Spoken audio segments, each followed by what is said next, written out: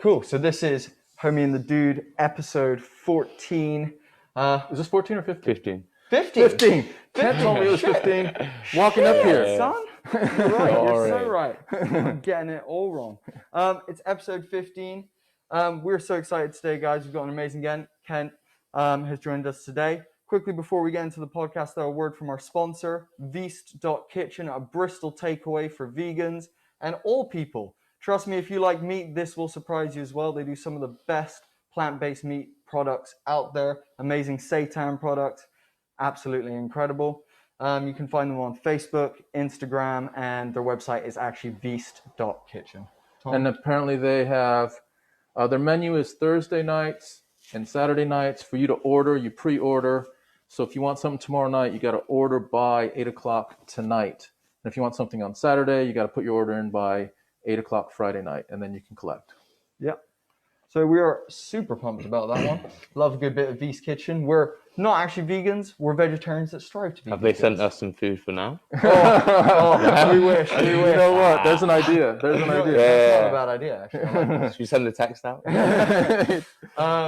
Cool. So today we are joined by Kent Kauppinen. We are so excited to have you, man. How are you doing today? Yes, very well, thank you. Tired, long trip over, but yeah, I'm happy to be here because looking forward to it. Yeah. So you traveled from Chippenham? So this morning I went from Chippenham to Swindon, trained in Swindon, and drove to Bristol. Okay. Did you train at Wills? No. I trained with Scorpions. It's Okay, another gym Scorpions. around there. Okay. Do my kickboxing / wrestling there when they get some extra people in. Okay. Amazing. Can you correct me on, is it Kauppinen? Kauppinen, yeah. Okay, got it. Yeah. Amazing. It's not an easy one. No, for sure. So for people who don't know, Kent is a professional Bellator MMA fighter. Also, something else I'll quickly mention before we dive into some questions and stuff.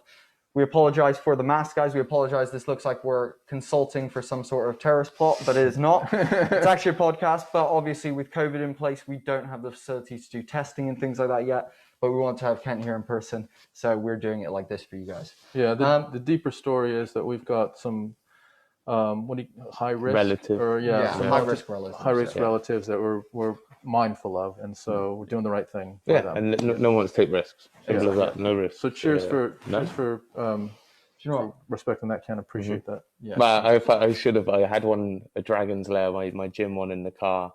Oh, that would have been cool. I took it out yesterday, Okay. and I completely forgot to put it back in this morning. Hopefully we don't have to do this, but it'd be cool to have the Hat D, Homie and the Dude. Yeah. across here. But hopefully for not so many future references. Yeah, exactly. But the next couple of years, that'd be a good idea. Exactly. I want to ask you just mentioned like kickboxing and stuff. So like I've watched a couple of your fights. The way that you stand in front of people, I would say looks like to me like a typical kind of karate stance. Like you're very wide. You're very like your hands are not so much in your face in a lot of cases, especially when you're doing MMA, they're a bit lower. What kind of inspired that stance? Because I know you've done some professional boxing and whatnot. Where does that stance kind of come from? It's just from over the years of fighting, finding the style which suits me, finding what stance is best, because you see a lot of people with different stances. The higher up they are, the different stances. Conor McGregor's.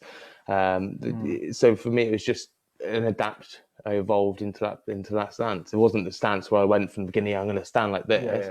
Like it's just over the times of fighting, it's just evolved into that. I'm guessing. Has it evolved, or is it Definitely, because like today in training, when I spar differently.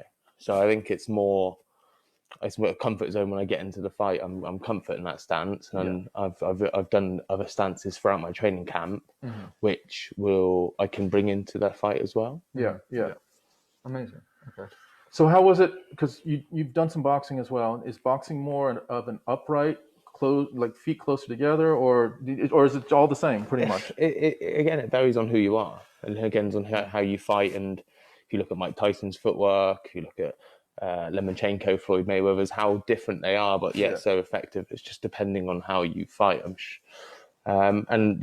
sure I found the right stance which suits me perfectly. Yeah. I was going to say, it definitely seems advantageous because, I mean, now you sat in front of me, seeing you on the screen is one thing, but you're a big dude. Like, We watched a couple of your fights, and two of them you won by leg kick TKO, and we were like, "What the fuck?" Like that's absolutely crazy. Don't get me wrong. You watch pro fights and you see people getting hit with like ridiculous amounts of leg kicks, and watching then your fights and seeing you throw them with the power that you do, and now seeing your calves in person, I'm absolutely terrified. Like, I understand why these dudes are crumbling to it. We actually wanted to ask as well, what is the like big difference from when you do go from like the more amateur low level stuff to the higher level? Are dudes just more conditioned with their shins and their legs, or is it that they're just more willing to just take it and it's just, again, you evolve with the levels you go. You start at a low level, you work your way up, your body evolves. You're almost unlocking another level to your ability. And I'm at a point now where I'm so happy with what I'm doing that I've given everything to this. Like, it's just it's not just like, oh, I'm doing this because I want to. No, it's because my whole body wants to do it. So I'm picking up and learning even more every day, which is, in my opinion, the highest level you should be at. So, but look, can I dig a little bit deeper? Yeah, of course. So taking a leg kick, like just... I don't take them. I make sure of that. Okay, well, but so like I've watched different events where whether it's a straight leg kick standing or on the ground, someone just driving their knee into the back of someone's leg or into their thigh or that type of thing. Talk to me, because there's an element of not wanting to show pain. The two guys that you fought, that you finished with leg kicks, the very first kick, you knew, right? You could tell that it was not, they did not want any more of that. And you could just tell your strategy then went to, it seemed like, break the leg. Just keep going. You started feinting, just kind of getting yourself in a position where you could do that. So, but talk to me about, if someone is cranking on your leg, that level of pain, how do you cope with that? Like, what do you do with that? Again, depends on who you are, doesn't it? It depends on how emotional you are, how mentally strong you are. It just depends on what you're willing to give. I know there's people who was it, Jose Aldo, Uriah Faber on UCC, not UFC. It was the one before Strikeforce, maybe.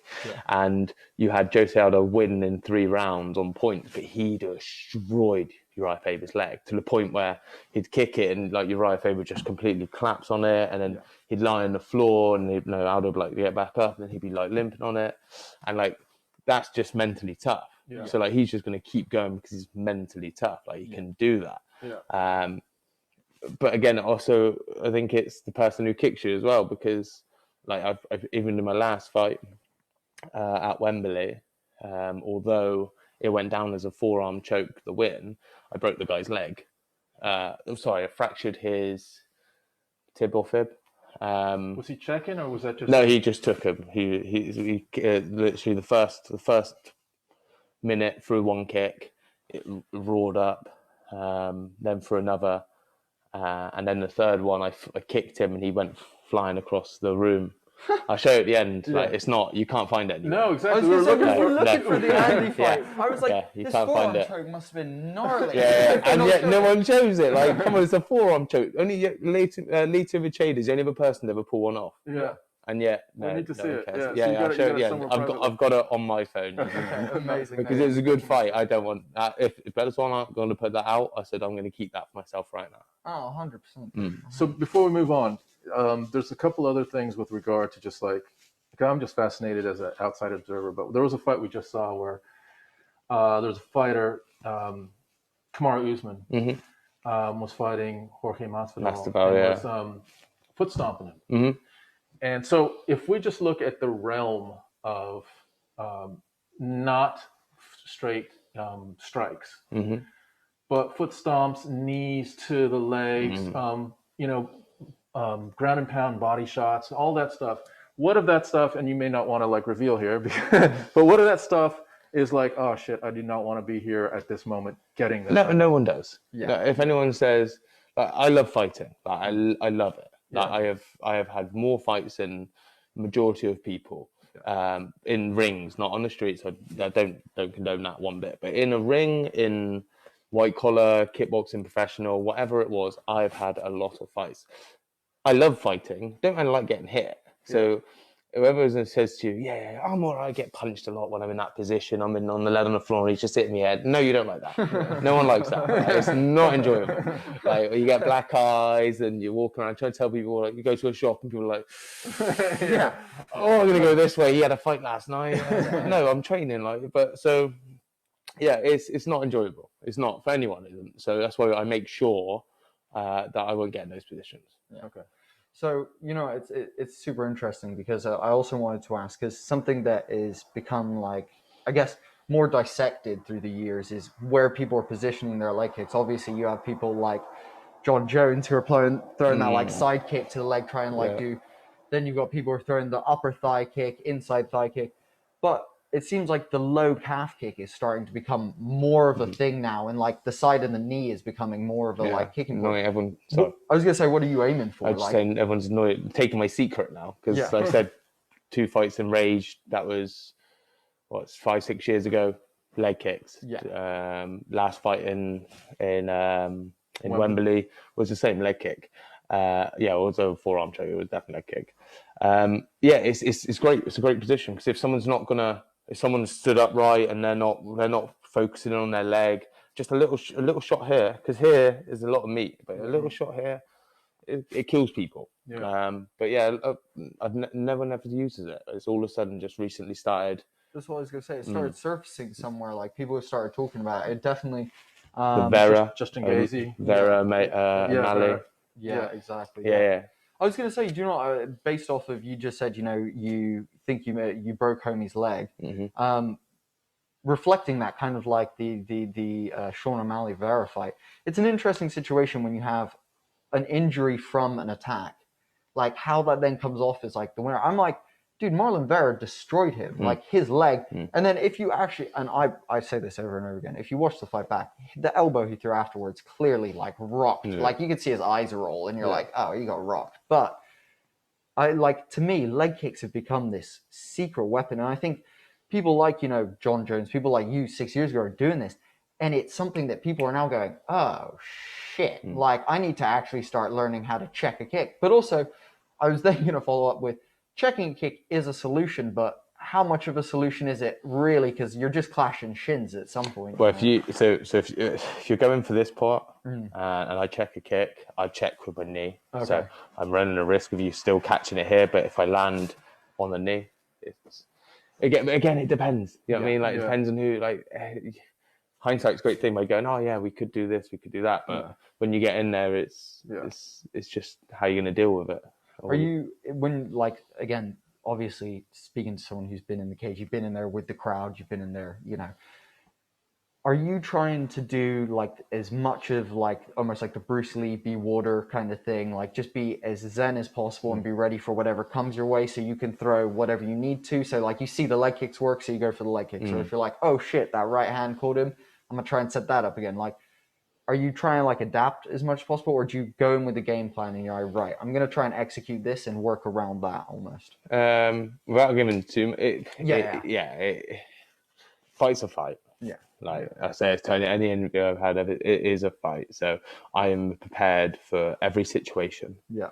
If he's better than me on the stood up, I'll take him to the floor. If he's better than me on the ground, I'll make sure it stays on my feet. I'm so versatile right now that we are very happy about it, wherever it goes. So that's awesome. Yeah. I've all, like, ideally I want to stand. Like, that's my trade. I want to stand, but if someone wants to wrestle, I'm going to wrestle with them. I'm going to wrestle them well. And at any point I can get a strike off, I'm hitting you. And if I can hit you with this much movement, trust me, it's going to hurt. Well, we saw the Alessia fight. Yeah. That big knockout. Dude, that left hook was beautiful. See, I would say the left hook was beautiful, but I would say what was even more beautiful was the slip. Your head movement, dude. Like you also posted something on your Instagram recently. The top 8. I was gonna say, and you're just I think it was a boxing fight actually that you posted, and you're like just mad head movement. I'm like, dude. One of the things I notice consistently through your fights is that your head movement is that of a boxer, even though you're in this, I guess, what I would again call kind of that classical, more spread stance. And again, watching that Alessia fight where you slip and throw that hook, I was like, what? god, like his arm, like fucking, if he has a razor blade, he's chopping your hair off. Like it was like really clean and really beautiful. Yeah, and you only saw that from the angle, which, because the fight, you don't actually get that behind camera angle of me stuck in Dolphin, bang. Like, you don't get that.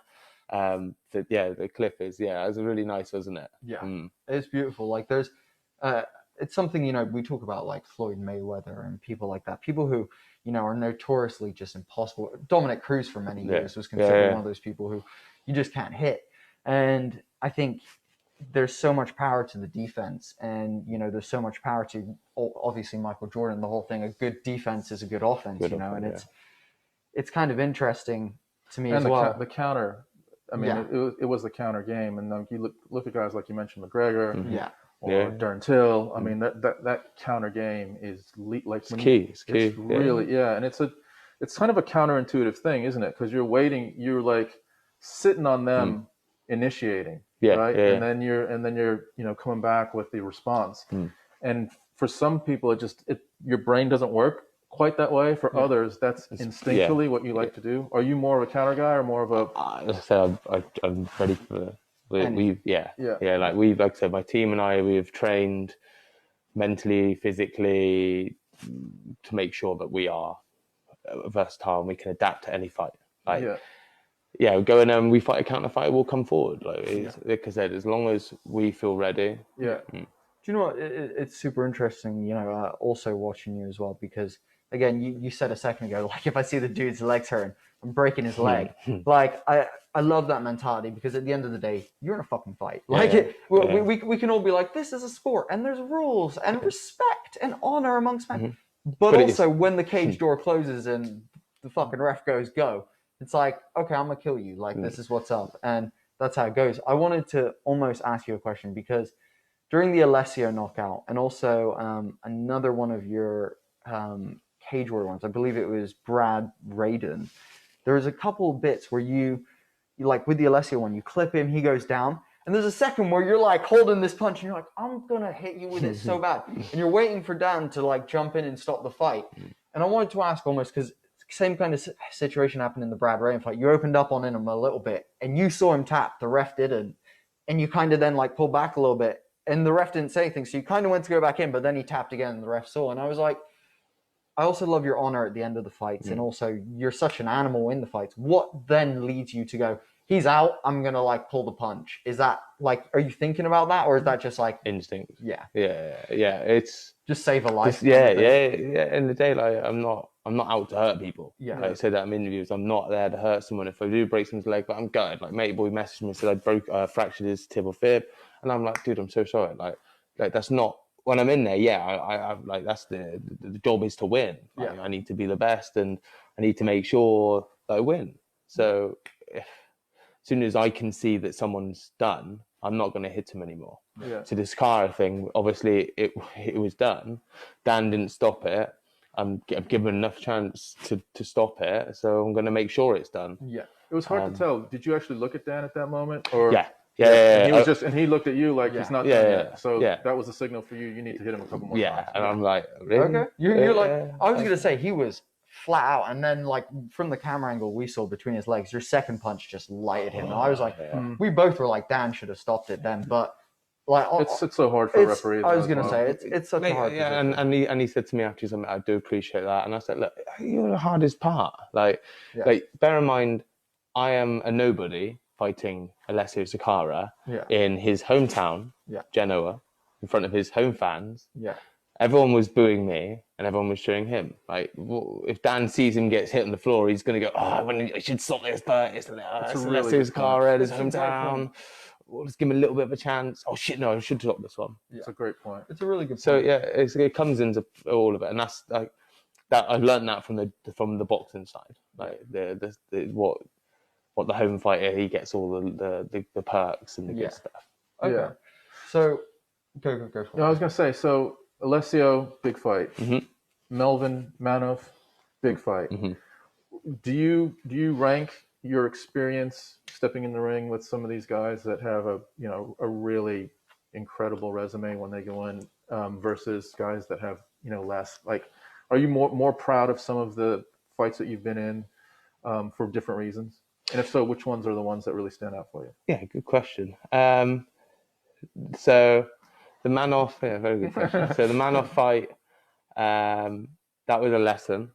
Like, I remember, so I've got a good friend who's a psychologist. I work with him, and we talked like when I was like 6, 7 years old. I remember being at school and my mates get, oh yeah, see this guy, yeah, it's like, who the fuck's that? It's Melvin Manoff. Like, I'd fight him, like messing around, like, no, I know you would. He's just blasting people, right? Yeah. And so like all over the years I've watched Melvin.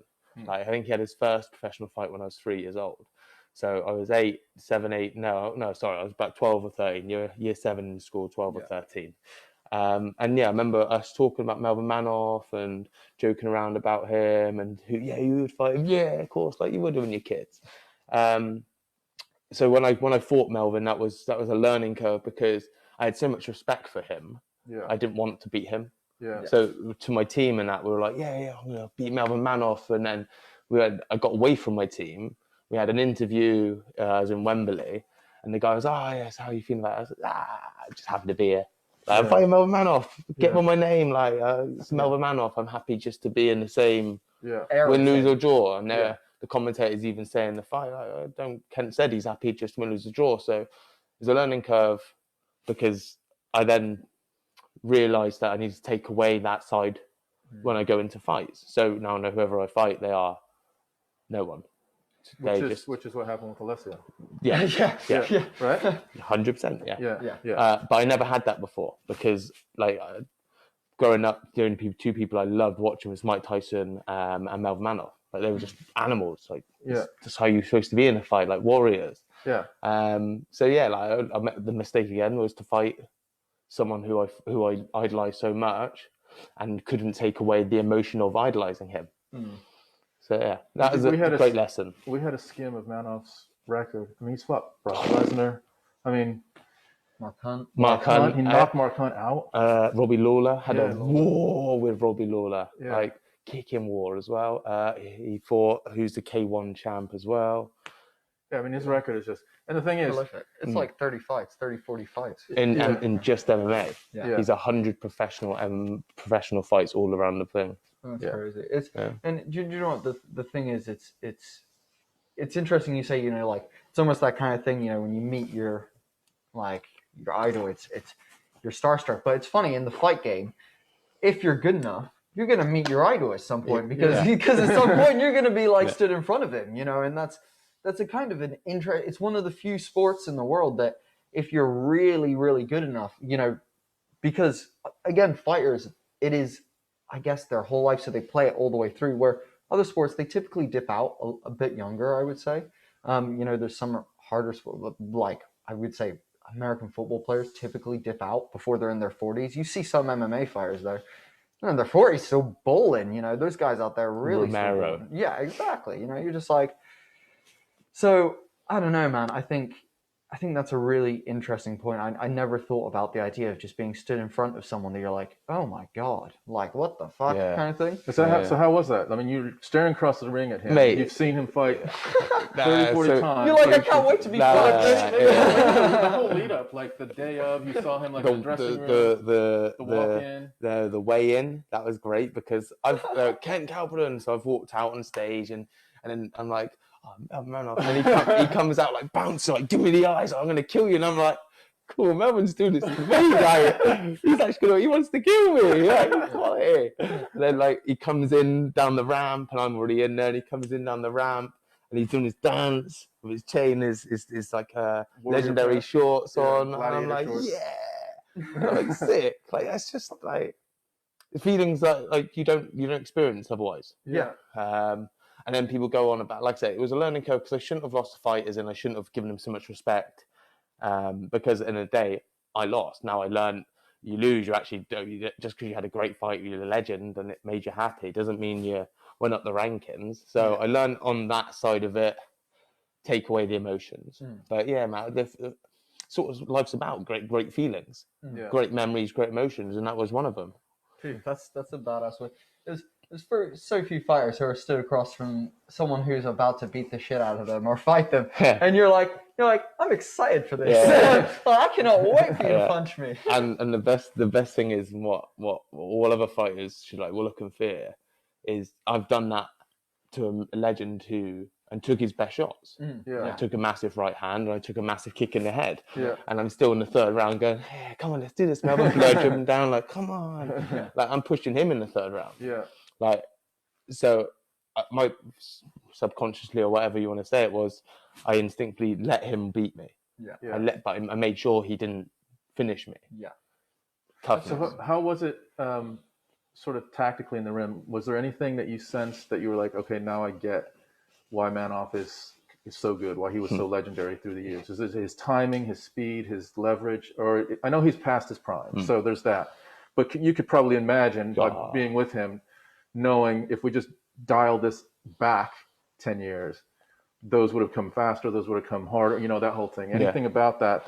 Yeah, it would. So if when I hit my peak, I'd love to have fought him in his peak. Yeah. Because that would be a war. Yeah. Like he for 43. So like when we get on to the story of like the fighting and where we went, you understand like I'm nowhere near the peak I need to be at or I will be at. And that would be a great fight because that would be two animals really slugging it out. Yeah. Well, talk about that. So your journey right now. You're on this journey. You started. How long ago did you actually get into your first amateur fight? So my first fight was I was 17. I'd been training for 3 months. I got a phone call on the Friday night. Yo, do you want to fight tomorrow? Where is it? Bristol. Like this. Yeah, fuck it. Sorry, I shouldn't swear. No, it's all good. I was like, yeah, sound, let's fight. Who is it? His name's James Millard. I'm 17. He's 28 years old. Holy two shit. fights, 2 wins. He's like, I ain't any fights. I'm like, Sam, whatever, no, cool, whatever. We get in there. This is good fun. We get in there, and then I look down to the corner. He's like, what do I do? He's just like, just smash him. And I'm like, sound. All right. So we've gone out, and I had no idea what I was doing. Like I've watched a fight about a year or 2 ago. Somehow I found it. And like my punches, it was just like, oh my God, why I should not have been in that ring. And then I think it was about 1 minute and 36 seconds in, I catch him with a kick on the inside, and I dislocate his knee. So I'm knackered at this point. I've threw a kick, bang. Fell on top of him, pushed myself up, got off him, and he's led there like crying about his knee. He's dislocated or broken. I can't remember which one it was. So I won the fight. So that was the kind of the set off for what I wanted to do. Well, no, it wasn't, because at the same time I was still playing semi-professional football. Yeah. So at one hand I'm 17 years old, semi-professional football, on the other hand I'm fighting. So it was kind of a hard crisscross. I then had my first pro fight was at 18. That was in London. I went for the first 5 fights professional. I won all 5. Then fought a guy called Ali Arish in Manchester. This is the mentality I had. I got a phone call. Yeah, you're Ken. Yeah. Do you want to fight Ali Arish? Yeah, who is he? He's 32. I'm 18. He's 32. An Iranian wrestling champion. Oh shit. Like 8-0 at the time, just beat Nathan Champ from Bristol, who was a big name coming up through the local MMA scene. Yeah, so how much? 700 quid? Yeah, let's do it, 700 quid. So I rang up my coach, he's like, no. How much, 700? Yeah. Okay.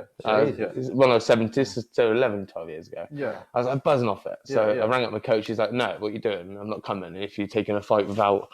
and I was like, yeah, be fine, let's fight. So me and 2 of the other coaches went up there. Ended up losing. Obviously, the guy was an Iranian wrestling champion. I had no idea what I was doing. Just took me down for 3 rounds. Good fight, though. And then, I got in a bit of trouble with the law. Ended up in juvie. And that I took myself away from the team. So I was 19. I took myself away from the team. So I'd been training a year and a half. When I say training, in between football I trained once or twice a week in May and twice a week for football. Got in trouble with the law. So took myself away from Dragon's Lair, and no affiliation. So people didn't go, oh, that's a gym he's from. Like, so I took myself away.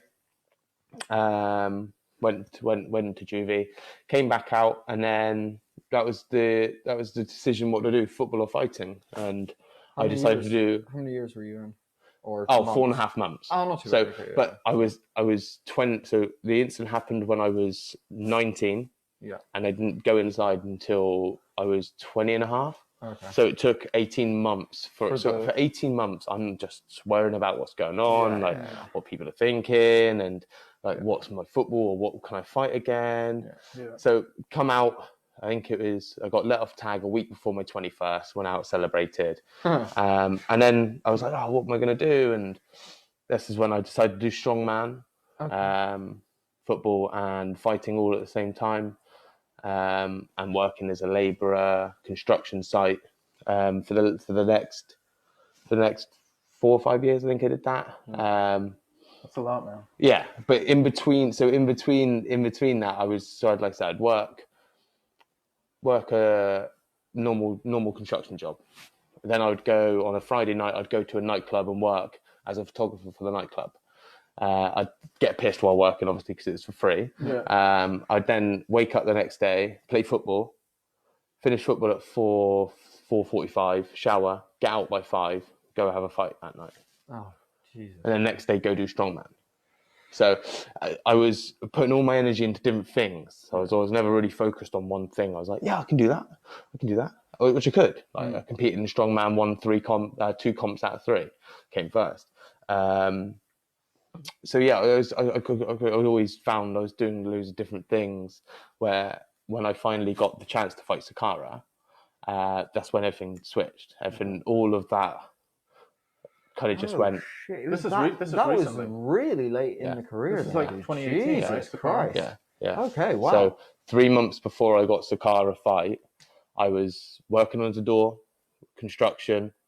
Wasn't playing football because as soon as I got offered the Sakara fight, I was like no to football. I was playing football up until that point. So I was just luck of chance that I got Sakara, because the 2 fights before that, Walter Gazada and Fabian, if you'd previously to those fights, if you asked my gym how often I was in the gym, I was in there twice a week, definitely.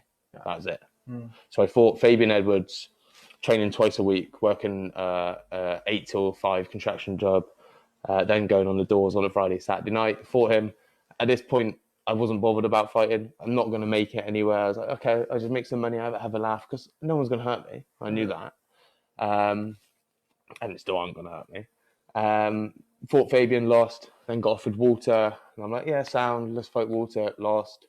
And then got offered a Sakara fight. And that's when someone said to me, oh, if you beat Sakara, they'll offer you a contract. And I'm like, nah, really? Yeah, you get a contract. This is Bellator. Yeah. And I'm like, so it was planned that if this was a fight, that if you could take down Sakara, then you're going to get a contract in Bellator, or was it just whispers? No. So I'd lost the last 2 fights. Yeah. They'd looked at me and went, fought Fabian, he stood there, got tapped out. Fought Walter, stood there, didn't throw a lot, got tapped out. The Fabian fight, though, you got to give yourself more credit than that, though, dude. That overhand right that you clipped him with as he came in for that flying knee, you put him down, dude. Like, there's nothing about that. You put him down. That's all I'm saying. When I fight him again, I'll put him out in one punch. Well, here's the should we just stick on the Fabian fight for a second, then go back? Yeah. He's a southpaw. Yeah. So your signature leg kick doesn't quite work to the outside of the leg. Could work to the inside of his other leg. Had you thought about that going into that fight? Did you notice when you were in it and you were like, I don't have it right here. I don't have that weapon with me anymore. So when I fought Fabian and Walter, I didn't care about fighting. Yeah. I didn't care. I was a professional boxer, journeyman. I was earning okay money from that. I was doing a construction job. I was like, right, I'm not going to make it a high level. I don't care. I got in there. I was at this point in time, I was from 18 years old to 25. I used to smoke 20 bags a day up until I was 25. So I wasn't taking things seriously. I was just like, yeah, I do what I want. I drink, go out. This is the life I live. I'm happy with that. Cool. I was happy with what I was doing. I wasn't causing any negative energy. When I got the Fabian fight, I was like, yeah, sound. You look at my physique. Yeah. You look at me. I was just a normal physiqued kid. I didn't train. I was happy with what I was doing. Same when I fought Walter. When I fought Sakara, I worked so hard. Like I said, like it was planned for him to beat me. I'm on a 2-fight losing streak. I'm in his hometown. Yeah. His fans. It was a bit of a who do they want to win? Yeah. Like, they don't want the nobody from Chippenham coming to knock out a legend of Leslie Sakara. Yeah. So they're like, sound. Kent will put up a good fight. Let's put him on. But like I said, someone said to me, if you win this, you get a contract. And I sat there and I've gone, well, if I win it, which I can, because I know I can if I really try. I know I can win whatever I want. Yeah. So yeah, I worked from so as soon as I got the phone call and I said, yeah, I'll take the fight, I was working a full-time construction job, working Friday, Saturday on the doors as a doorman, and then I was training Monday, Wednesday, Friday from 6 a.m. to 7 a.m., then going to work, then going straight to the gym from work. And just because I knew I had to work hard for the fight. I knew if I put in the hard work, I knew the fight would pay off. I knew I've seen it. I knew at that point that was what's going to happen as long as I worked hard. Yeah. So I knew every sacrifice I had to make, everything that had to be done, and I made them. And it was, yeah, like I said, it was written before as long as I worked hard. Yeah. And so since the Sakara fight, one second, let me just jump in. Dude, do you want a better mask so that one doesn't keep slipping down? I've got another one. Have you got one? Yeah, definitely. Yeah, we can. I'll sort you out, man. It's all good. While he's doing that, yeah, we got a couple of these that are. You guys can. The Sakara fight was in 2018, right? Yeah. Yeah, December. December 2018. So we're talking about a year and a half ago. Mm-hmm. Yeah, so pretty recent. And so since that fight. Since 3 months before that fight, I didn't care about. Yeah. I was just happy. And then financially, now that you're with Bellator, mm-hmm. are you in a position where you can focus on being a professional fighter? As long as I keep winning. Yeah. So if I lose, you get half the money, same as UFC, same as one championship. If you win, you get your double purse. As long as I win, I keep winning. Like you're okay. I'm okay. So that's a huge incentive. Why do I say when you get in there, you gotta keep winning. Oh, man, thank you. I'll take that one off, dude. Yeah. Just doing it smartly. Yeah. Camera. Yeah. So, you know, it's really interesting. You say, you know, that changed everything for you. Obviously, you know, that's a big mental shift. You then start going because. Like, I first of all, I understand the whole spreading yourself real thin. Like, that's something that, you know, you and me fall victim to a lot of our lives. We've been doing that. Both of us have been doing that a lot. And it's something that when you then start putting the effort into one thing and you put that, like, core focus, you suddenly go, oh, shit, like, this is like, powerful. Like, it's like the world conspires to help you. Yeah. Again, it depends on what you believe in. Yeah. But, yeah, the Mother Nature, the universe, we all work. They all work with us, and it's who knows. I know what I feel. I know how I feel, and I know what I do. I'm connected, and everything I do is in a state of flow because I enjoy it so much. And you mentioned right around the Alessio fight, because you said as we were walking in that you haven't had a drink for 18 months. Mm-hmm. So that's when that's when the buttons. I mean, it's almost like no. So the Sakara fight happened, and then it was the Manoff fight. So I think it was June Manoff. So I don't know much April. I think it was April was the last time I drank. Okay. So 18 months April. I was drinking after this Sakara fight. I was getting pissed up, having enjoyed myself. Then had a drink, had a drink sesh before the Manoff fight. Yeah. And that night, I got drunk, so drunk I was sick. That night I was sat there and I remember being like, I was like, I am never drinking again. I was like, if you want to be a champion, I said, Mayweather doesn't drink. Yeah. Do you know what I mean? Like, if you want, you sacrifice everything now. So everything's starting now. And then obviously the Manor fight happened, and I was on that path. Like that was the last learning curve of do not let your emotions come into a fight with anyone again. Take that away. As soon as you step into that cage and that door shuts, he dies. That's simple. So you think, I love it. At this point now, it's like all guns are blazing. So obviously, what's the next step? Are you looking to work your way up through the Bellator rankings, take the championship, and sit there, big dog, and just It'd be the man? That's the plan. The plan is, then I'd like to get 2 fights before the end of this year. Hopefully get one soon, and then have a quick turnaround. Like I'm going. Like I said, I know what to do. I know the focus. I know the path. I know how to get there. I just need to make sure I get there. Bellator World Championship fight next 2 years. That'd be lovely. Like I said, I'm gonna knock people out. Like hit hard. Like I'm gonna keep knocking people out. They're gonna shoot in. I'm gonna knock them out when they shoot in. Like no matter, like I'm just gonna keep knocking people out, and they're gonna go, well, we have to give them a shot. We have to give them a title shot. Is that how Bellator? Is there a pathway that you can see that basically there's gatekeepers along the way? There's guys that have either been up and they're coming sliding back down, or other guys that are moving up the same time as you, and they'll put you with them. Is that sort of the progression to getting to the top 5 where you're gonna get your number if you keep winning? It's another learning curve of the Manoff fight. If I would have beat Manoff, I would have got someone. Maybe Musasi, because obviously Lovato had the belt at that time, or Machado, or anyone, like someone who's like another big name, because I'd just beaten Sakara, I'd just beaten Melville. They couldn't have then have given me someone who's a low-level name. They'd have to give me a high-level name. So knowing the fact that I need to keep beating those names to stay up there, that name, I know now I need to just work my way up. They'll give me a name who could be, should be, maybe, but obviously I will. And then each time a bit more of a test. Until I'm back up there. I should be up there. To be fair, maybe it's a bit of a blessing in disguise because it's built in a little bit more time for you to up. You said they'll shoot on you. So are they perceiving that if they get you to the ground, it's a weakness of yours? Not anymore. Is that what they're perceiving? Yeah, they're perceiving that now, because obviously if you look back in my I fought Fabian and fought Walter and I'd lost, but we train now. But Will Stone exists. Exactly. The leg lock system works. But so like I said, I've given everything to this. So I know my stand-up was always great. I always was a stand-up fighter. So I've worked super hard on my wrestling, my jiu-jitsu. I think, like I said, I've been from 21 to 25, I didn't step foot in my MMA gym.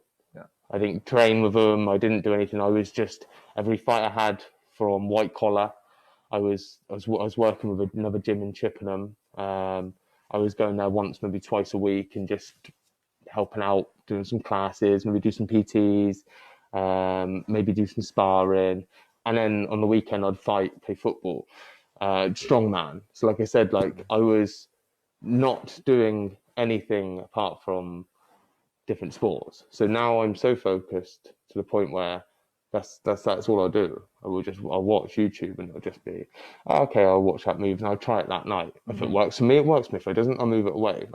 I'm learning and adapting every single time. I think it was Conor McGregor said, a true martial artist is always adapting and always learning. And do you know what,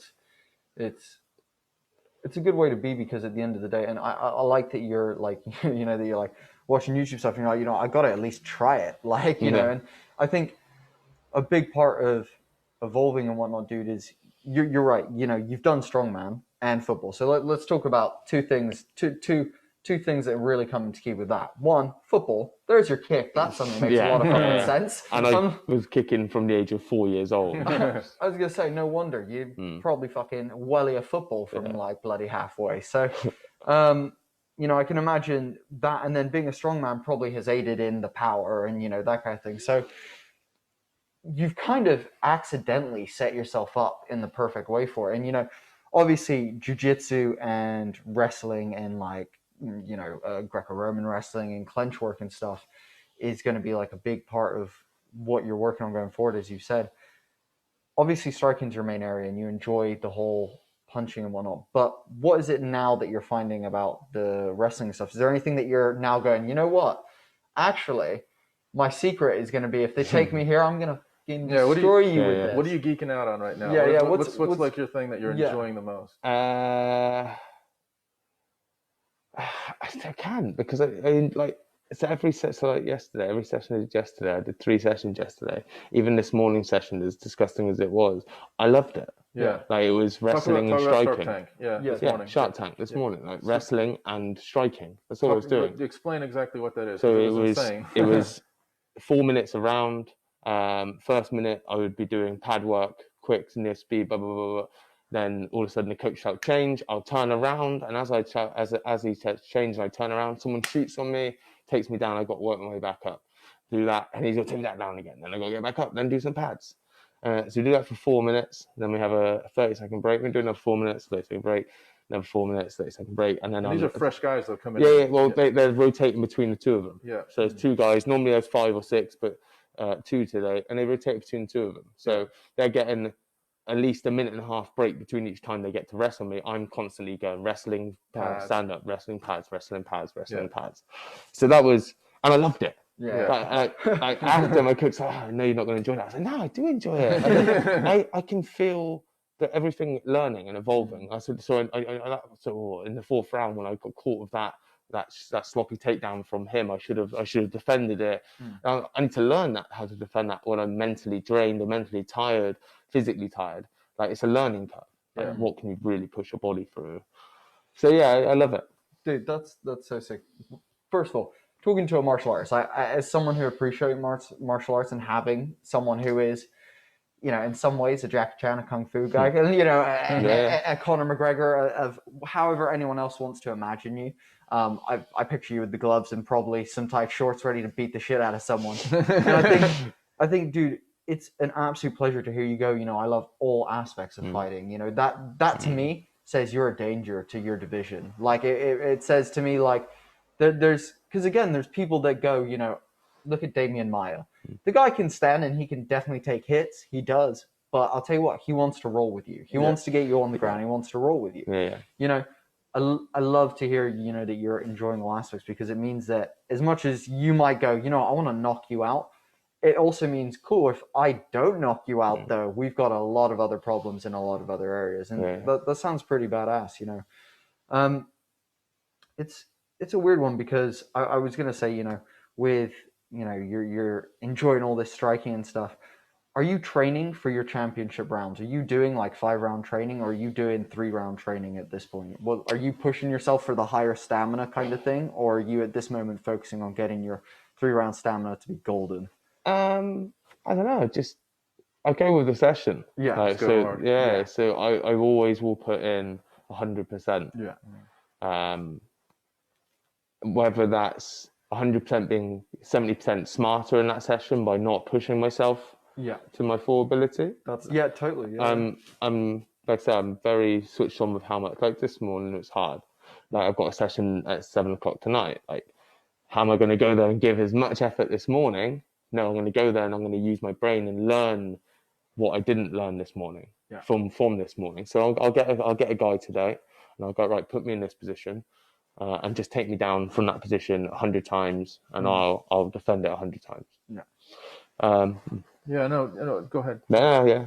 No, I was going to say, and you also mix it up. So you're saying, I know my body, because you'll go, then we've seen that you go to like a rock gym, or you get on slackline. Yeah. So that could be considered almost like a recovery day, but it's not. I mean, it is in some ways, but you're also working on your balance, or you're working on your core strength, or you're working on, you know, specific different muscle groups. Yeah. So there's elements of you kind of looking at this in a way that you're continually working on different aspects, different disciplines in MMA, but also doing some other stuff to allow yourself to heal up, to recover, and everything. That's awesome.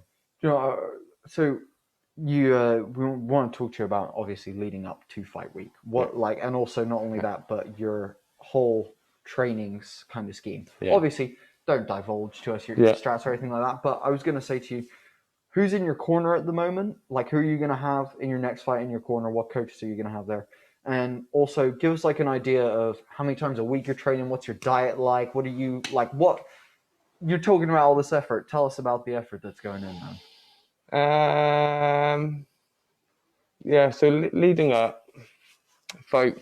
So leading up to the fight, I'm training between 2 and 3 sessions a day, whether that be rock climbing, slacklining, yoga, boxing, kickboxing, wrestling, or the whole shebang. Yeah. 2 to 3 times a day, and it will range end of the week or what sessions it is, how much effort they'll be put in, and it's avoiding that. I'm isolated to my bedroom.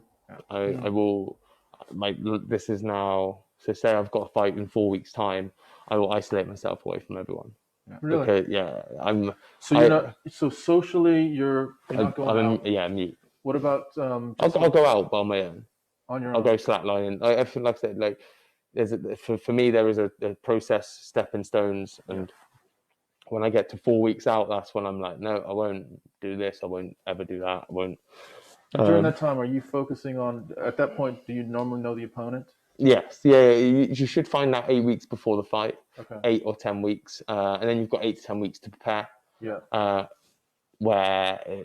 So I'm talking. So if I've got 10 weeks to prepare, I go right. 10 weeks, I can stop eating carbs and stop eating crappy food, and 8 weeks, and you stop doing that, doing more of that, and then, actually, no, I need to do a bit more of that. So my 7th week, I'm better, and because I can manage. You manage yourself in that way. 4 weeks out, you just I will. You go into like warrior mode 4 weeks. Yeah, because I'm not building up to hug this guy. Like Yeah. I'm building up to hurt him. Like all that excess energy is going into that one spot where it's like, I need to win. Like if I lose, I don't get paid. Like I need to win. How much are you scouting or Watching. him particularly? It hasn't got so. It depends on who they are. Yeah. Like how many fights they've had. If you can only find 2 fights on the internet, well, that's the only 2 fights I'm going to watch. It just, again, it depends on who they are, but I won't. I'll study their movements. I study their style. I'll mimic their style so that I know how they fight. I'll watch and then train to the point where I'll just do what they do. And then 3 weeks, 2 weeks, it just comes a lot stricter with the food. I'm always making sure that I eat right, correctly. Yeah. And then the week of the fight, that's the most horrible part of the week. Like every fighter will say this, like a week of the fight, some people don't even eat. Like some people on a Monday, they'll stop eating because they're weighing in on a Friday. And I know people who don't eat, who will stop eating on a Tuesday. Sitting in the sauna, wrapping yourself up in towels so you can sweat more, and you're led on the floor, claustrophobic, like shivering, thinking, why am I doing this? Coach say, no, you've got 2 more minutes and then we can take the towels off, or we're nearly at the weight you should be at. I've heard that's really, really gruesome, but I didn't do any of that. Okay. Like I walk around 86, 87 kilos. I don't have to cut. You're not cutting? Nothing. Fight week for me is amazing. Are you fighting light heavy at the moment? No, middleweight. Middle at the moment. Yeah, so I walk 185. around 185. I walk around at 190, 191, 192. Dude, that's depending. amazing. Dude, that's And I look big. Yeah. I don't in person. And I'm strong. And I feel great. Yeah. Like I don't have to put my emotions into cutting a fight week of drinking nothing, or like I used to. Like I have done before. When I had my first fight, I didn't say this when we talked about it. My first ever fight, which I took overnight, I fought at 77 kilos. On the Friday night, I was 84.4 kilos. Jesus Christ. On the Saturday, I was 77 kilos. Yeah. So I've done it. That was extreme. That was ridiculous. So I know how hard this is. Yeah. I know how mentally tough you have to be for that. But you don't need to do that. No, and I've never, like, the fights that we've seen you fight in, it's not like you're fighting against guys that are cutting so much weight because they're so big, and when they get in the ring, they dwarf you. You're not looking like you're Not smaller even than close. anyone. You're Well, if my last two anything, fights. you're equally in size with people, and Mm-hmm. some like certainly some of the earlier fights, you're Way bigger. way bigger than guys. So 185, is that your sweet spot? Yeah, I won't. I could happily cut to 170. What was it 177, 170? Welterweight. I could easily make that, but I'm struggling then. Yeah. And then I'm doing all the stuff I just said I don't want to do. Yeah, exactly. Like that I don't want. No one wants to do that. No. I don't care who you are. Go up. Yeah. So I walk, like I said, I walk around at 190, 192 at max. Yeah. I can cut to 185 easily. Just by being in shape. And that's it. I'm training more, so I'm losing weight as it is, so it'll just come down naturally. Yeah, and then, So, do you know what's interesting? That's Stipe Miocic, is one of those guys as well. Apparently, he walks around at pretty much his fight weight. Yeah, fight weight, which is, like you said, it's such a mental benefit. It's such a physical benefit. Because I mean, dude, who I can't even remember. I think it was Paulo Costa and. Well, you think Romero. Masvidal lost 20 pounds in a week? In a week. 10 kilos. Yeah, exactly. 20 pounds in a week. It's like ridiculous. And you see footage of him literally, shivering under the towels and going through that. But and Cormier as well. It's interesting because he cut weight for that fight. I know. And he didn't have to. So that's a mental thing for him. No. So it's also if you're lighter. Yeah. If you know your guy's lighter, Stipe's walking in at 240 and he's lighter than you, and you're 250. Yeah. You're heavier. Yeah. You've got a bit more weight to carry around. Yeah. If you've got the right people around you to tell you to lose the weight properly, then if you can lose 2 or 3 kilos, when you put it back on, you're not heavy. Yeah. You're a kilo lighter, maybe 2, and that makes a difference. Yeah. Massive difference. Totally. So we were actually going to ask you about weight cutting and shit like that, whether it's been a battle in your career or not. But it's again, all the stuff that you're telling us means to me that you're going to be a real problem again for this division. There's no weight cut, well-rounded, predominantly a striker, can break dudes' legs with leg kicks. I mean, So you mentioned also, you were saying, I'm well-rounded. I got the mental, I got the physical. Talk about the psychological. You said you had a psych coach, all of that. Yeah. So where does that fit in? Yeah, he just breaks things down for me. Okay. I see clearer when I talk to him about certain things. Like the judgment I may have had on something, he'd give me another angle to look at it from. If I was like the Manoff fight, I didn't understand it. I didn't get it. I was like, after the fight, I went in the changing room and I cried and I was like, what the fuck? Yeah. And then we sat down and had a chat, and then he explained it, and it's like, you'll get up there, won't you? So yeah, like with everything, anything that, whether it's fighting related or not fighting related, he wants to know, because if he can have an effect to push something which may affect my fight away from me, then he will. If he can bring something to the table mentally for me, then he will. Everything is about seeing clearly, not. Are you seeing him more as you lead up to a fight, or is it just sort of every now and again you drop in? It depends. Just depends. I think he's probably got a sixth sense of when to talk to me. Yeah. He must have a sixth sense when to talk to me. So he probably just messaged me now. I was like, I felt something burning. I think we need to talk. Does he catch flies with chopsticks? No, with his mind. He just makes them stop going, freeze, and they stop. It's crazy. But and he'll talk. Yeah, it's great. It is great because it's another aspect, another person trying to help me be better. So I'm getting his energy. Yeah, I'm getting his energy, and it's not like his energy's there for his own rewards. He doesn't care. He doesn't ever want to be noticed that he's doing it. He's doing it for me. He's doing it to help the goal, the dream. Yeah, nice. I love it. There was you listen to, like, say, Cormier and Khabib is in his gym. Rockhold's come out of that gym. There's a sense of team, of camaraderie for them. That seems like it's important to them. Like, they fight for each. I guess they compete, knowing that they have each other's back, but they also can train with each other and all of that. It seems like you have some of that going on, but it also seems like you're going at it in a way that's very, I'm not sure whether you're leading the way in your gym and there's others that are, that are there, but talk to us a little bit about. Yeah, so we have an ex-UFC fighter who was at a gym, doesn't really come in anymore. We've got Jack Eglin, who's 20 years old. He's up and coming. And we've got two Polish twins. They're amateurs, but they'd like to do some pro fights. They're really good. But otherwise than that, it's just me. We're in a small town, Melksham. There's probably 30,000 people who live there. Yeah.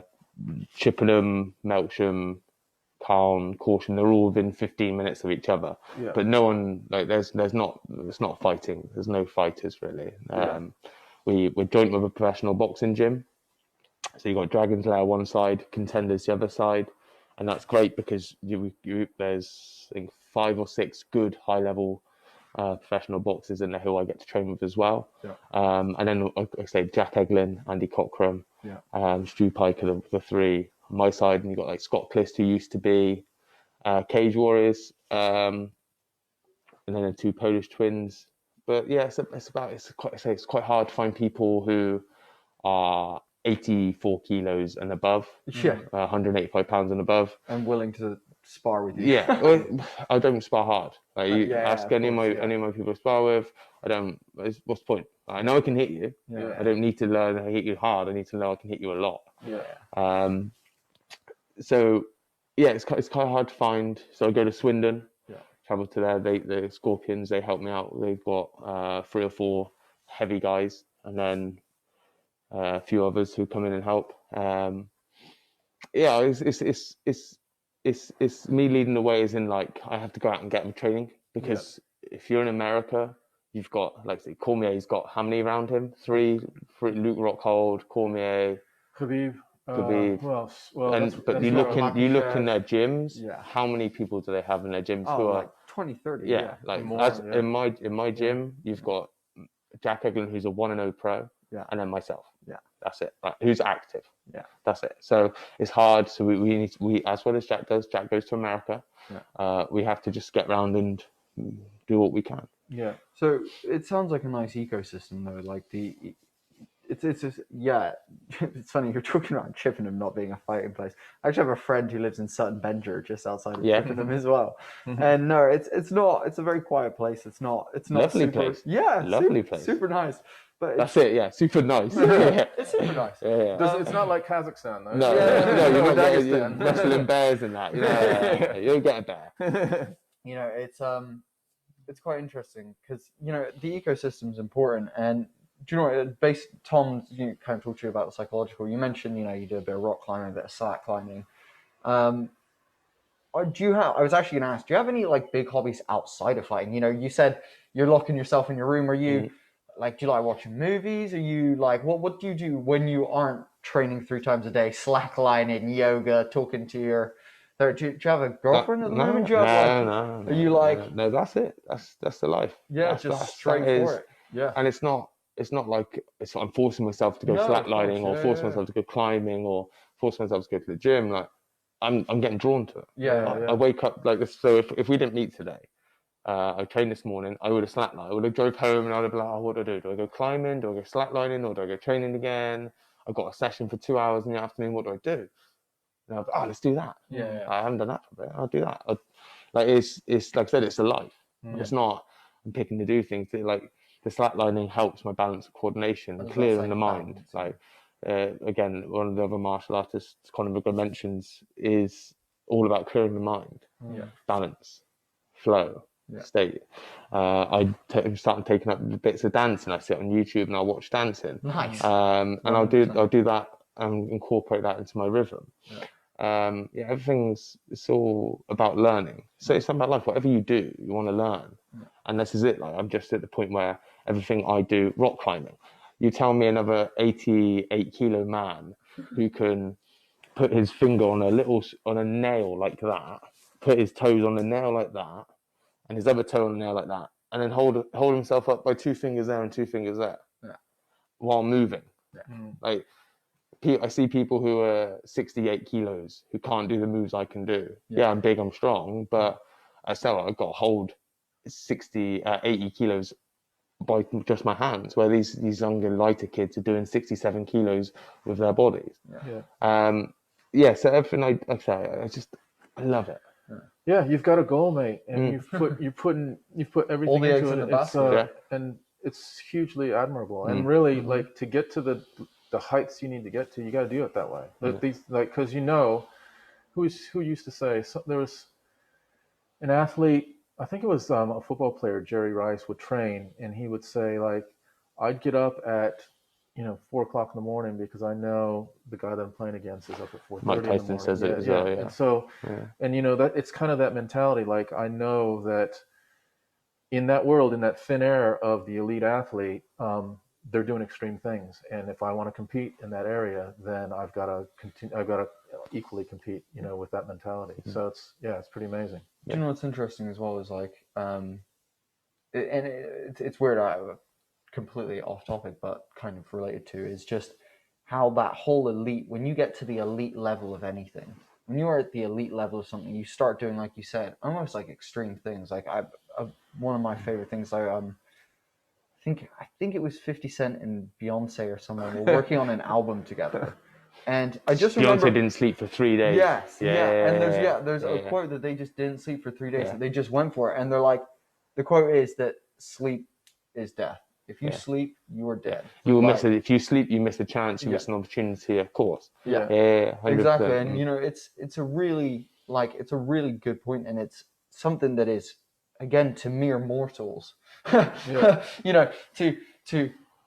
me, you, the average person. It's so. But we're not. But none of us aren't average. Oh yeah. That's what we need to realize. That we are more powerful beyond our imagination. So when you put yourself to it, 100%, 100%. Ooh, put this up for you. So one of the things that, along with the psychology stuff, I know that I've heard fighters and other athletes talk about almost imagining the fight beforehand. I remember there was a story of Wayne Rooney playing football, and he would talk about, he'd ask the kit manager, what color kit are we wearing for Saturday's match? And the manager would say, you got this combination. And then he would imagine the whole match with, that kit, and he'd be playing against the other, and going through all of that. Any of that sort of, I don't even know what I would call that. Visualization. Stuff. Visualization is huge. If you can visualize winning, if you can visualize picture in front of the crowd and make sure that there's things there which are significant, which would be in the same situation as a football match or a fight, then it's brilliant. Me, not so much. I don't visualize. I talk to myself. I play things as that's what we're going to do. Yeah. It's not. I'm not visualizing like that's going to happen. Yeah, I'm going to believe it. No. I know what I'm going to do. And I just reassure myself again with the psychologist. Yes. So these sort of self-affirming. The psychologist as well. When I have doubts, if there are ever doubts, which honestly there aren't, but if there are, he'll just go, well, really, Kent, push that way. Yeah. So we'll get rid of that. Yeah. Obviously not that easily, but we'll just get rid of it, and we'll go back to I spoke to him over the weekend. I was in a great mentally, great physically from training. And then just slowly just come out of that. And I was a bit of a wobbly, just nothing about training. And he just spoke to me for a half hour. And then I was like, nah, you're right. Like, it was weird. It's just, can't explain it. Yeah. It's and just also, something you just know. I mean, I do something that has given me a perspective on just sort of like our life patterns and our cycles.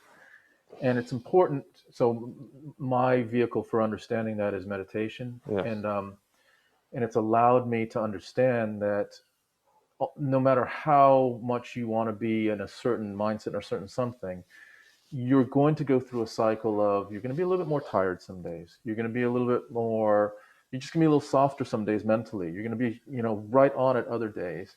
And just to know that is really important, not to judge yourself and beat yourself up, and just go with that and know that that's part of the cycle.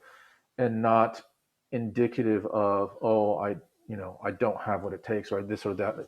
It's everyone goes through that. Like, it's part of being a human being, and it's really important to have that plugged into part of your routine, right? To know. And it sounds like for you, a lot of the alternative training things can be, can kind of fill that space of, I went hard yesterday. I went hard today doing Shark Tank. I'm going to get on Slackline and just clear my mind, and I'm going to take care of the mental part of things. Yeah. And that's a really nice, having options instead of like, it's either jujitsu or stand up or weights or whatever. It's like I said, it's about knowing yourself. And I meditate twice a day, religiously. And at that point there, I'm working around my body and going, should I train harder tonight? Or I'm always understanding myself. So you body scan on your meditation? Try to, yeah. It's hard. It's hard. I understand. Yeah. So it's just, I'm learning. Yeah. I'm learning. Dude, it's, like, again, as someone who's younger than you, I'll say respectfully to my elder, and someone who could crush me with a punch. It's very admirable to see the amount of commitment and dedication you've put into it, and the amount of work that you put through this, dude, because at the end of the day, like, this is you're a perfect example of what I have been trying to explain to people through Homie and the Dude. And this is why we want to get martial artists on, is because we love martial arts. We love the art of it. Like I said, when I saw you slip that punch and throw that hook, there's nothing more beautiful than watching his arm ruffle your fucking hair and me being like, oh, like the timing. We're that kind of nerds about this kind of stuff. And to me, it's art. People don't understand that what you do isn't, don't get me wrong, it is brutal, it's bloody, it's physical, it's whatever, but it's beautiful. art.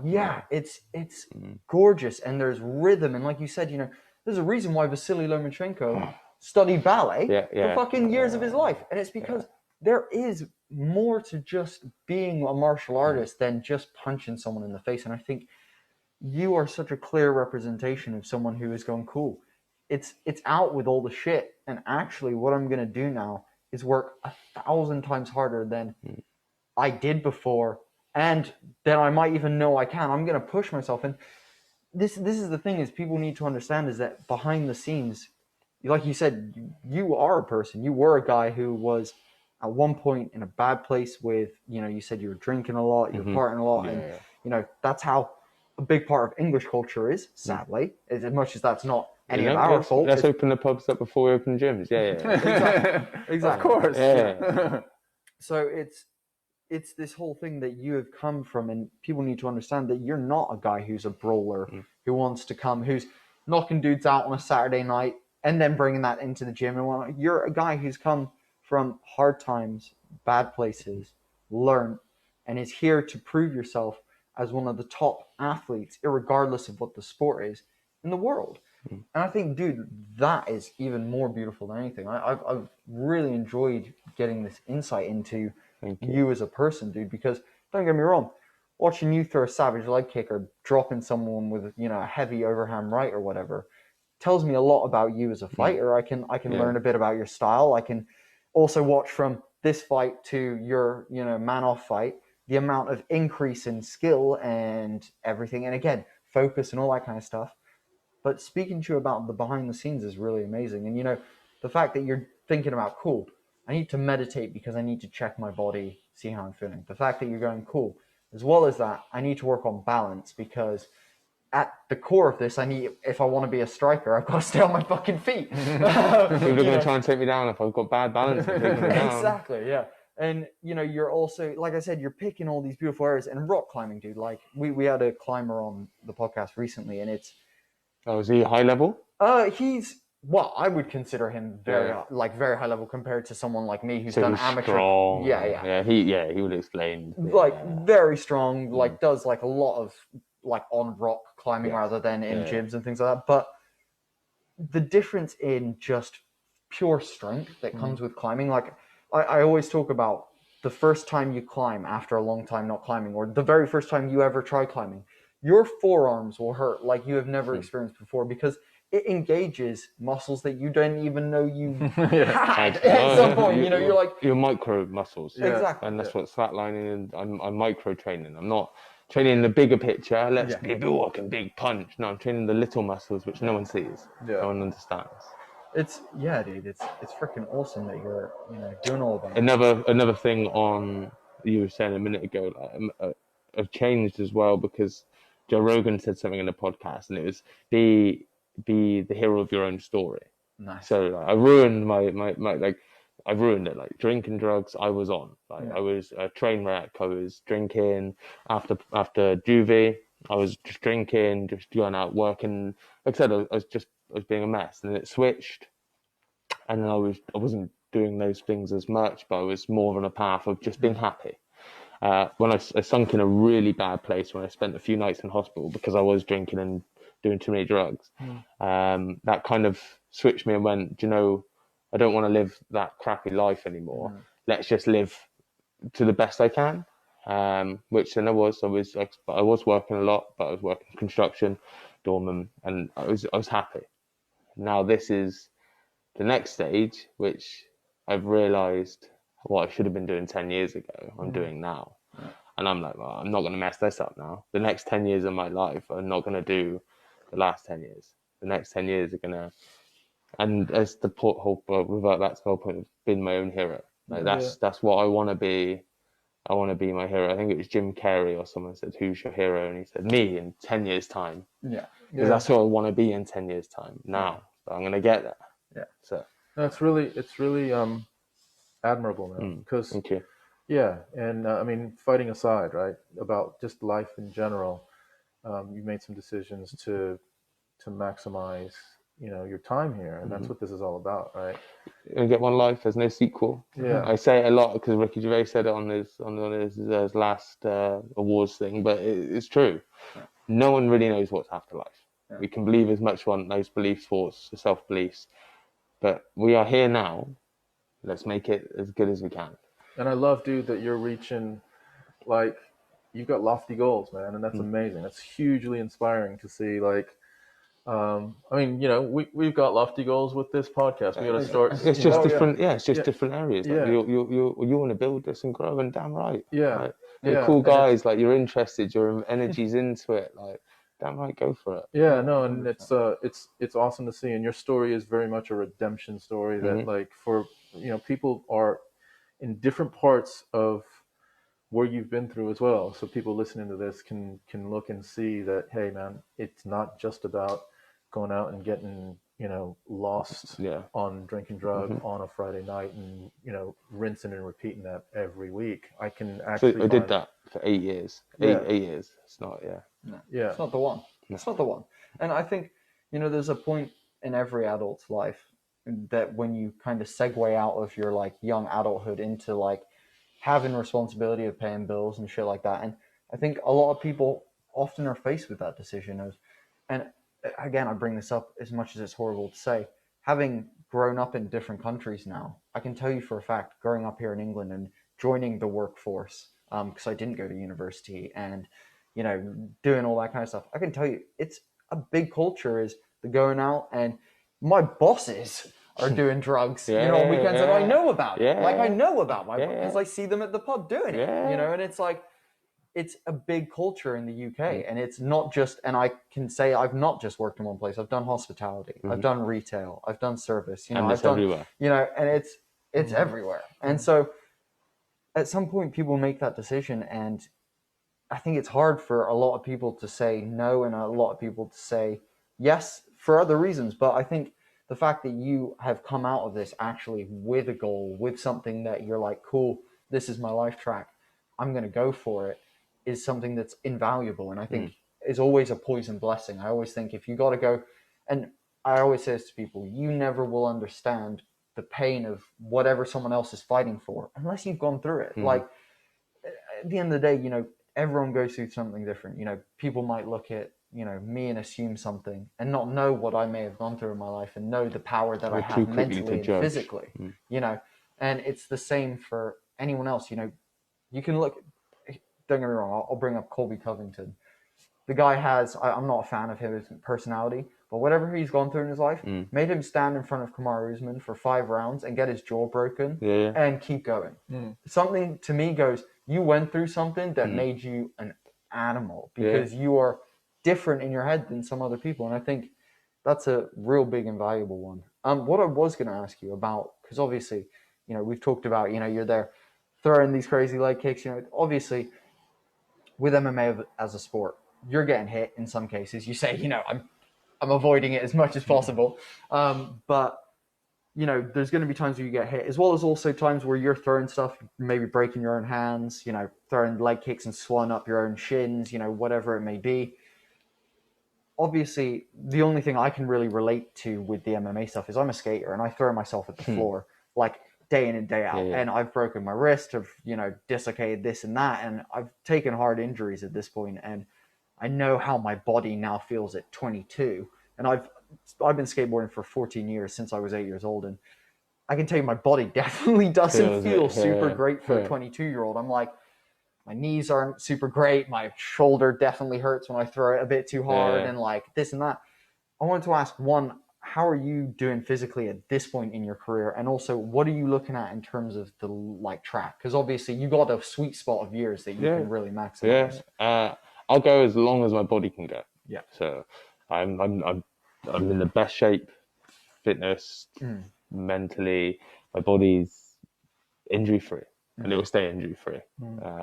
I've only ever had one injury, which was bad. I had a knee operation here, minor one, a meniscus removal, in and out, back playing football within a day.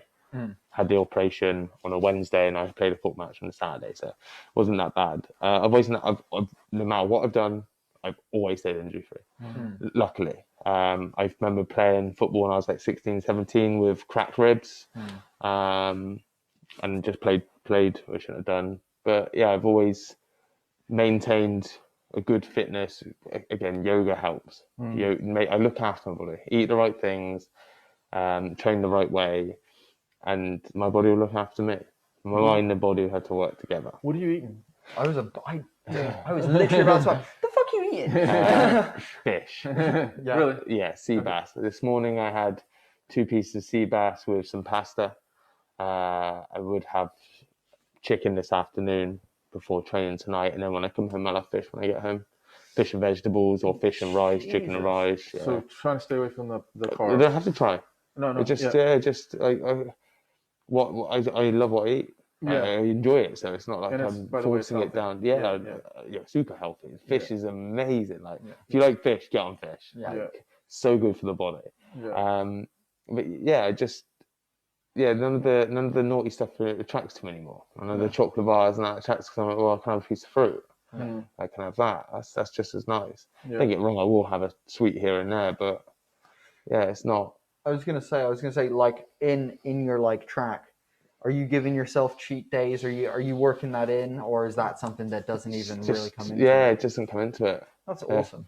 Yeah, I'm happy. I'm more than happy to have fish 3 times a day, chicken once a day, steak once a week, mix it up, pasta, and not worried about going for a McDonald's cheeseburger. I actually can't remember the last time I had a McDonald's. Like I've been there for coffees and McFlurry ice creams. Obviously. Okay. Thank you. Okay. Let's not get too crazy. But that's it. Otherwise than that, like I have no interest. Like, I don't look at, because I know, like, we are machines. Our bodies are fueled by the foods we give it and the water. So like I don't drink anything but water. Like nothing. Literally only water. That's all because that's all my body needs to survive on. Yeah. Certain food I don't need to overeat, because I'm the size I am, my body doesn't need to get bigger. I'm good. I need to make sure I eat just enough to do what I'm doing. Recover, train, whatever it is. It's great. You know, someone you'll probably like this metaphor, and you kind of said it a little bit. Someone the other day said to me, they're like, have you ever thought about that you do not have a skeleton inside you, that you are actually the brain driving a skeleton mech with skin armor on? And I was like, we are like machines. We're the brain that controls the machine that we are working. And food is just the petrol, the fuel. And you know what actually came right after that thought? I was like, oh, his point of machines. Yeah, oh, that cool. And my next thought was, and he's a warrior destroyer. Oh.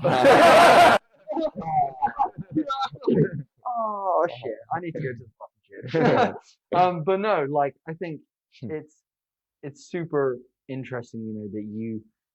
And here's the thing: is I keep saying this. I think you're going to be a problem because the fact that you're living the way that you're living. This is the thing. You look at most fighters, like most pro fighters, will be like struggle with weight. They struggle with weight. They'll also be going like, who was it? Justin Gaethje was like. Straight after his fight, he was like, "Get me some burger." Like he said to someone, he was like, "I went straight to some burger." Pieces. Yeah. And that's like, I'd be out there with some fish and just eating the fish, and they'd be like, "Why are you eating fish? Like, you just won." Like, it's the way of life. This is kind of. I'm interested in that all of that seems to be building a stronger mental side of things for you. That's a good point. And so, like, that's a really good point. I could see in your amateur fights how you were up against someone, you inflicted physical pain on them, but I could also tell you broke them mentally. And like they tapped before they even needed to, like in a couple times, right? There's one that you were just on top of them and you were just ground and pounding, and you very rarely see someone tap. And at that point, he was just like, I just can't have this anymore in my life. So as you get up in levels though, and you stare across someone, and you start seeing that, for them to have gotten to that level, they must have some mental strength as well. But how much of that is actually a thing when you're in the ring, where you're calibrating like who is stronger mentally right now? Me. Like the physical stuff. It'll always be me. Yeah. No, I know, but that's how I look at it. Yeah. I will always step across the ring and look you in the eyes, and you'll feel nothing from it. Yeah. Like, this is a fight. I'm here to win. You will get nothing apart from I'm going to keep coming at you. Yeah. Melvin Manoff did it. If you really rewatch that fight, watch the first, watch the second, then watch the third. As he comes out, his eyes are like, fuck am I doing? This guy keeps coming. Yeah. Like, and I'm straight back out. As soon as his bell went, I'm straight into the middle. Yeah. Like, that's a man who let a guy win. Yeah. Yeah. I'm not going to do that again. There's no mental battle with me in there. Like, I don't care. Like, we're in there to fight. It's not a mental battle in there. Like, if you're having mental problems going, come on, I can do this, I can get in there and do this. Well, you've got to get in there. So, like, I don't have those battles. I'm lucky other people do. But yeah. Do you know what as well? I was going to say, it's funny you talk about two things I'll reference. One that I thought, and one that you just mentioned. If someone's going, I need to get in, they've already lost, in my opinion. If you're having to G yourself up like that, like, are you see really some guys that are getting to an extent? They start yelling and like kind of like. Manoff did it when he fought. He was dancing, give me the eyes. He's done that his whole life. Yeah. There is exceptions where people have these. They play characters. They play someone else because they can't go into that fight as themselves. Yeah. Like, they are going into that fight and they're going to go. Like, they may walk into the fight and they may let off a roar before they fight to give off that, I'm ready, I'm here, I'm a warrior. Well, okay, cool. That's what you have to do. But now I know that ain't you. Yeah. I'm going to walk in there and be me. And that's the difference between these people. They're playing a role. They're getting filled with all these people telling them, you are that big, you're this, you're that, you can do that. And they're believing it. Yeah. So that's where the great edge that I always have. I will always be that one step ahead of anyone who thinks with a persona or playing a character. Yeah. You know, and to my second point was going to be, I think, to Kent's advantage, the fact that, like he said, as much as, again, someone like Daniel Cormier has a family and he's got this like legacy and he's like, You mean the AKA family? No. I mean his family. I mean his like fucking wife and 3 kids or whatever. Yeah. Proper family man. Yeah. Like, a lot of these guys, again, have this. You are fighting for you. Other people might be fighting for other people. And don't get me wrong, in some cases, that carries fighters through. You watch some fighters, and their kid comes in the ring at the end, and they're like, "I did this for you." Well, You know, like, I think it was Mike Tyson fought Buster Douglas. I think it was. And Buster Douglas said there's something about he wasn't gonna. For his mum had passed away recently, and said he was gonna. And he won. Yeah, he was inspired that night. Yes, and don't get me wrong, that happens because we are. Who knows what we're connected to? If you feel you're connected to your mother who's just passed away and she's telling you to win this fight, and that's what you believe, that's your belief system telling you that, you win the fight. Yeah. But Simple. what I was going to say is there's a difference between having, Khabib, his dad's died, he's going to fight for his dad's honor this next fight. Right. There's a difference between having consistency of fighting for yourself and knowing that it's for you. And that, like you said, that mental battle, of that mental, like a game when you get in a ring with someone and you're clashing heads. I can imagine for Kent, at the end of the day, he is just doing it for himself. There's no one like else. I'm sure you'll be like, the coaches, sorry that all this work we did, if you lose, didn't lead up to a win. But at the end of the day, the only person you feel bad for is you. So it means that they're not. And the door shut, Susan. That's it. My coaches, they're all amazing. They'll all help me. They'll do everything they can. But end of the day, when that door shuts, it is just one other person. And if you're not ready, then that's. I've noticed that even like in between rounds, where some guys, I don't know if they need a coach to inspire them, to inject energy into them, but other guys really thrive on a coach that's really calm. I mean, I'm a basketball coach. That's what I come from. And I know, like during timeouts, a guy, especially having fought for 5 minutes, coming back for a minute. There's a big portion of that minute that you just want to break. So your mind isn't even really accepting much. So just having ideally one thing to go back out on is, maybe two, but a real clear, calm voice seems to be the most effective way, as opposed to, I guess at times you need at the 5th round, it's all to play for, so to speak. You need to kind of have that extra motivation to go out, but it seems like what do you prefer in between rounds? You prefer someone that's like in your ear cheering you up, or I don't know. I don't need the cheer. My coaches are good. They'll just like calm down. Yeah. Like, breathe. Like, you need to do this. You need to do that. You know what's hilarious? You're like, Tom sat here going, coaches should be calm, and like I see the advantages. He doesn't reference the fact that when he was a basketball coach, he was one of the few coaches in the entire league that received technical fouls as a coach, as a player, for outlandish behavior. It's true. That's to me, that's what But differentiates a coach can get sent off.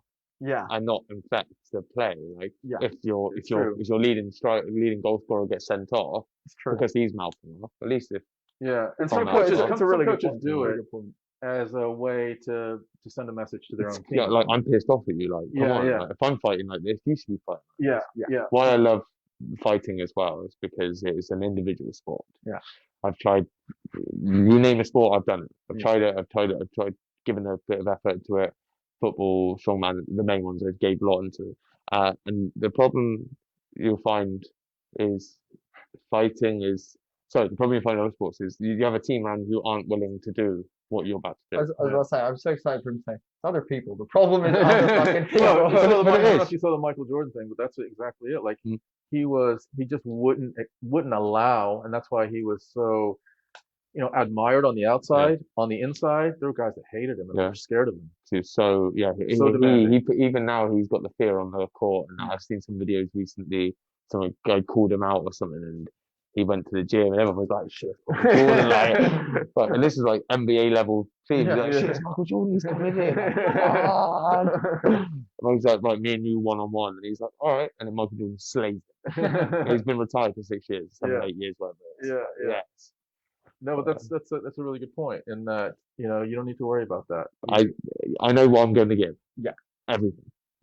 I'll give 100%. I kind of feel like we've just latched onto the Kent train right. I was about to say, no, baby, I cannot wait for my weekend. Well, you're gonna have to let us know when your next fight is. Yes, definitely. As soon as I know, Yeah, Yeah. that would be awesome. And if there was a chance for us to actually get to one of your fights, Yeah. that would be amazing. Yeah, as well. Maybe we we could do even. a show after. I was Yeah. gonna say we could do a before and after. Sounds like and- before you're kind of. And after. Yeah, fair. Yeah, for sure. Yeah, but that would be really cool I'm just to get a super keen. perspective on Yeah.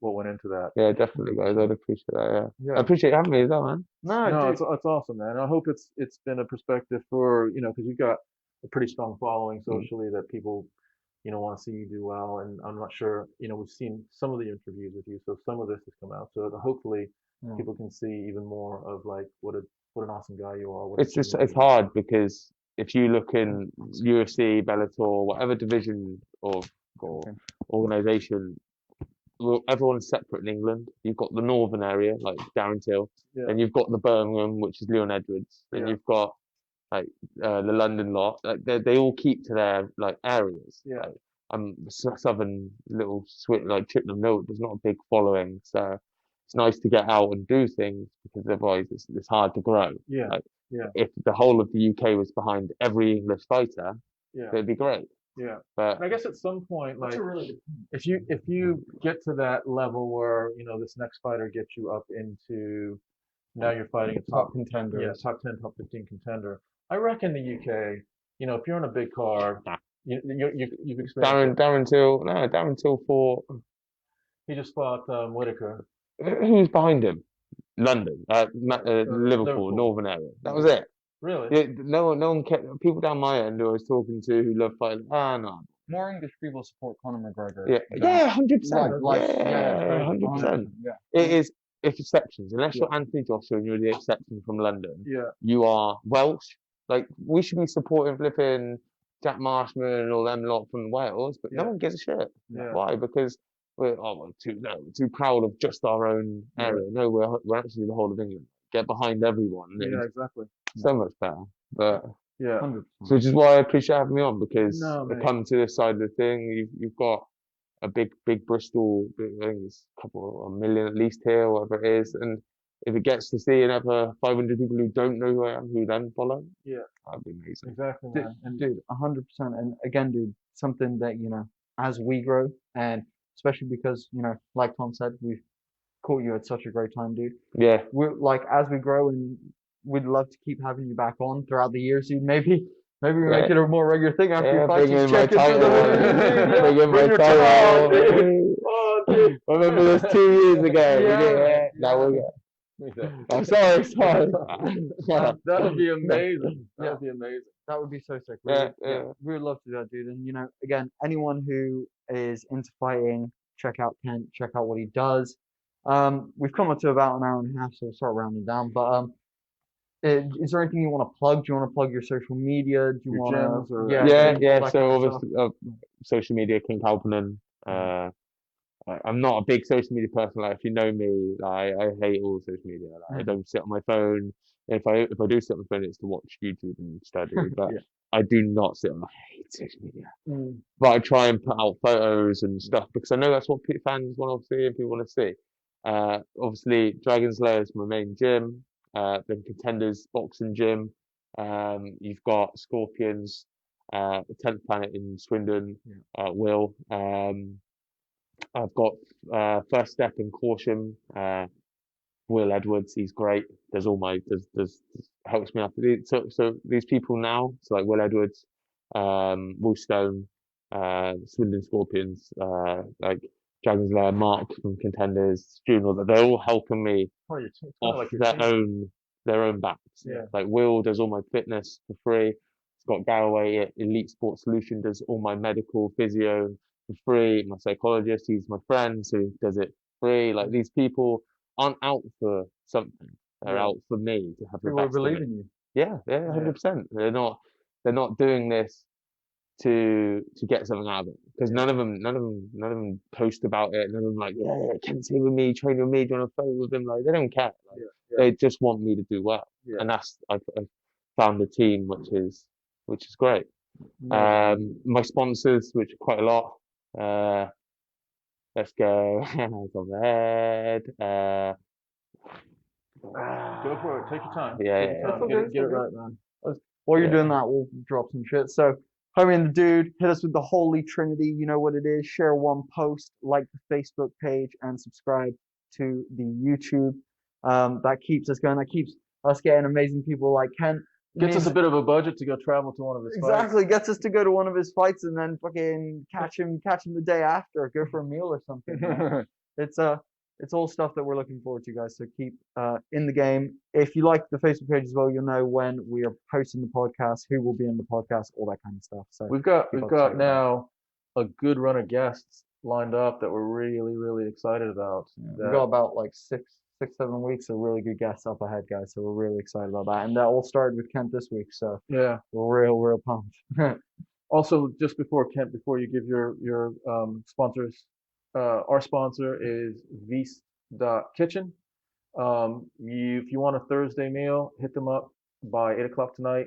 I promise you, you will not be disappointed. It's really yummy food. If you want something on Saturday, you've got up until Friday night at 8 o'clock.